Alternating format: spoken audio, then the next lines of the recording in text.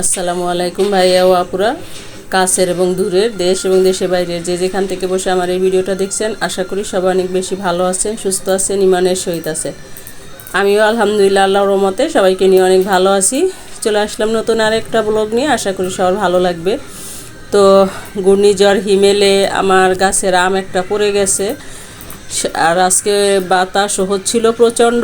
এখন আমার শাশুড়ি বলল যে ছাদে থেকে আমগুলো পেড়ে নিয়ে আসো। বলার সঙ্গে সঙ্গে আমার ছোট ছেলে দৌড় দিছে, ওর পিছনে পিছনে আমিও আসলাম। তো দেখতে থাকুন ভাইয়া আপুরা, আশা করি সবার কাছেই ভালো লাগবে। আসলে নিজের গাছের জিনিস পেরে খাওয়া, সেটা কম হোক বেশি হোক, সেটার যে একটা কি আলাদা তৃপ্তি, সেটা আসলে বলে বোঝানো যাবে না। ভিডিওটা দেখতে দেখতে এই পর্যন্ত যারা চলে আসছেন, লাইক দিতে ভুলে গেছেন, একটা লাইক দিয়ে ভিডিওটা কন্টিনিউ করবেন। আমার এই ভিডিওটার কোনো অংশে যদি কারো একটু ভালো লেগে থাকে, আমার এই ছোট্ট চ্যানেলটা সাবস্ক্রাইব করে নোটিফিকেশন বেল আইকন বাজিয়ে দিবেন, যাতে আমি কোনো ভিডিও আপলোড দিলে সাথে সাথে নোটিফিকেশন পেয়ে যান এবং আপনি আপনার সুবিধা মতো ভিডিওটা দেখে নিতে পারেন। অলরেডি এই কাজগুলো যারা করেছেন তাদেরকে অসংখ্য অসংখ্য ধন্যবাদ।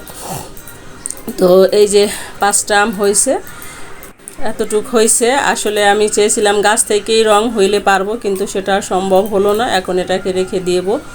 তো আমি রেখে দিয়েছিলাম একটা জায়গায় 5 দিন। তারপরে এই যে দেখুন কালারটা একদম মানে এত সুন্দর একটা কালার আসছে যে মানে দেখেই আমার কাছে মানে খাওয়ার চেয়ে বেশি তৃপ্তি চলে আসছে। তো যাই হোক, আমি এখন একটা গ্রেটারের সাহায্যে আমগুলোকে কেটে নিচ্ছি, আপনাদের সাথে শেয়ার করতেছি। দেখুন আমটার উপরটাও যেরকম কালার, ভিতরটাও সেরকম একদম হুবহু কালার আসছে। আর গাছ পাকা হইলে তো বুঝেনি কীরকম হইতো। এর আগের বছর গাছ পাকাই পারছিলাম, এবারকার সেটা সম্ভব হলো না। তো কি আর করা। আর এই রকমের গাছ পাকা আম একদম ফরমালিন ছাড়া বা কেমিক্যাল ছাড়া এক পিস খাইলেই মনে হয় যেন শান্তি। তো আমি সবগুলো আমকে একে একে গ্রেটারের সাহায্যে ছিলে নিচ্ছি।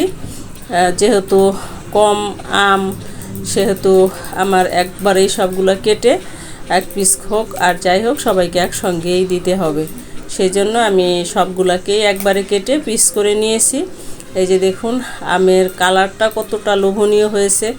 তো এক পিস খেতে পেয়েছিলাম ভাগে, সেটা আলহামদুলিল্লাহ, শুকুর আলহামদুলিল্লাহ, এতটাই টেস্ট, কেনা আম খেয়েও এরকম মানে স্বাদ হয় না। আমার এই আমের ভিডিওটা কেমন হলো অবশ্যই কমেন্ট করে আপনার মূল্যবান মতামত জানিয়ে দিতে ভুল করবেন না। ভিডিওটা আর লম্বা করব না, ফিরে আসবো নতুন কোনো ভিডিও নিয়ে। সে পর্যন্ত সবাই ভালো থাকবেন, সুস্থ থাকবেন, আমার জন্য দোয়া করবেন, আমিও আপনাদের জন্য দোয়া করব। সবাই সবাইকে সাপোর্ট করবেন ইনশাল্লাহ। আল্লাহ হাফেজ।